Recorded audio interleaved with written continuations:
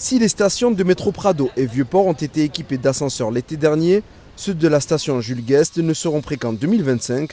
À Colbert, pourtant, tout près du Vieux-Port, toujours rien comme dans 2/3 des stations.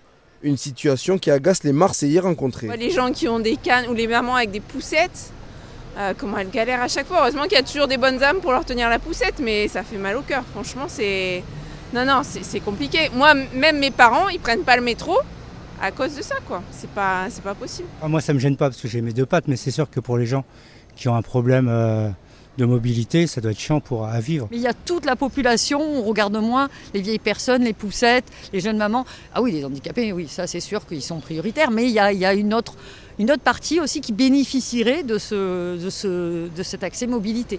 Parmi les stations équipées d'ascenseurs, la Blancarde, Louis-Armand, Saint-Barnabé, La Fourragère, Saint-Marguerite-Dromel et Capitaine-Gèze. Mais pour des milliers de Marseillais, la vraie clé, c'est la station Saint-Charles au croisement des deux lignes. Son ascenseur soulage autant les locaux que les touristes, comme Mounir, en visite depuis la région parisienne. C'est plus simple, c'est plus rapide, et surtout quand on est chargé avec des valises. Il y a moins de bousculades, on risque moins de tomber. Les travaux de la station Timone s'achèveront cette année, mais pour Castellane, il faudra patienter 1 an de plus. La métropole explique ce retard par la volonté de ne pas interférer avec le chantier de l'extension du tramway.